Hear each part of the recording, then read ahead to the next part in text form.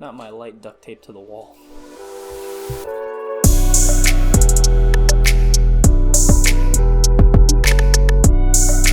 Hello everyone, my name is Travis and welcome back to another video. So I started doing some work on the cutscenes in my game using Blender and some of its motion tracking and environmental lighting features, in addition to some motion capture. So that was a ton of new skills that I had to learn just for my game's cutscenes. Well Travis, what game would that be? Tarvis, I'm glad you asked. It's Where's My Lunch, my indie game that I'm currently working on that How can I wishlist it? Dude, you're supposed to wait until I'm done talking. It doesn't say that anywhere. Well, I'm telling you this now. Sivart, can you come do this? No, I'm busy. Okay.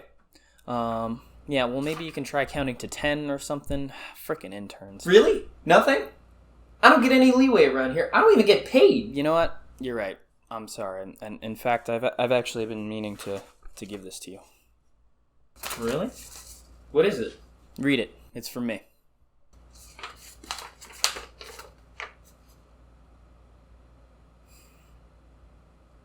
Wishlist Where's My Lunch on Steam. Link is in the description.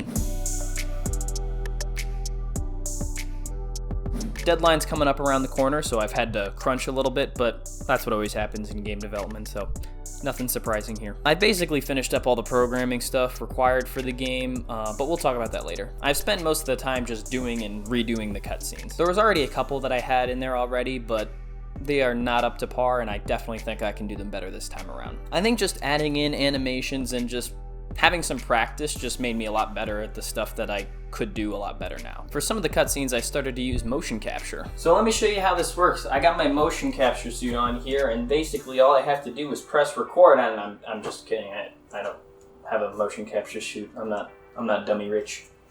Instead, I started using this service called Deep Motion, which basically you send in a video, and then AI turns the video into an animation, which is essentially ends up being motion capture. It's really great, and I found it really helpful with the cutscenes so far, and yeah? Yeah, it sounds like a sponsor, so if say not sponsored, they'll see you do Oblivion. Yeah, definitely not good for either of us. Okay. So yeah, Deep Motion is great and all, but you don't have to use it. I mean, it's not for everyone. Hashtag not sponsored. But with Deep Motion, I've been able to act out some of the animations that I could have just done by hand, but it probably turns out better this way. The only problem is that there's only a limited amount of seconds of animation that I can use with the website, without paying money for it. So I can't do everything motion capture, so some of it might stand out as better than the rest, and I don't know if that's a good or bad thing. Let me know in the comments.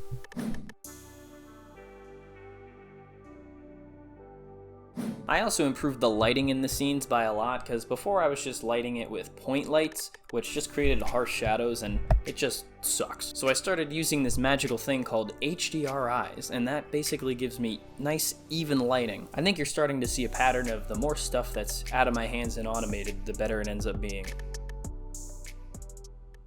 I'm cool with it. So on the programming and development side of things, I finished up working on the final boss. The biggest challenge here was creating algorithms that semi-randomly spawn items and the machines that spawn enemies. I say semi-randomly because it would probably be too hard if there was an even amount of zombies, werewolves, and because some enemies are harder than others.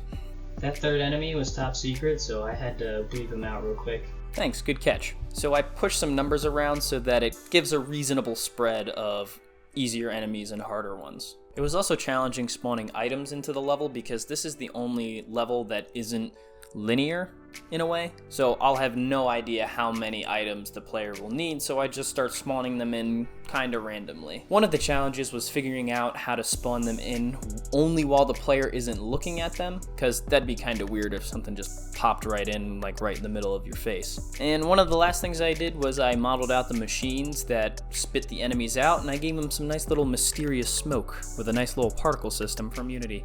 Thanks, Unity. No problem. And I also added this little animation for the main character to disable the machine, and if you disable all the machines, congratulations, you beat the game. And now you've just beaten this video for sticking around to the end. I know it was a tough one, guys, I'm sorry. All jokes aside, guys, thank you so much for sticking around to the end. You guys are the real OGs. Make sure to hit that like button and smash that subscribe button. And I'll see you guys in the next one. Bye-bye.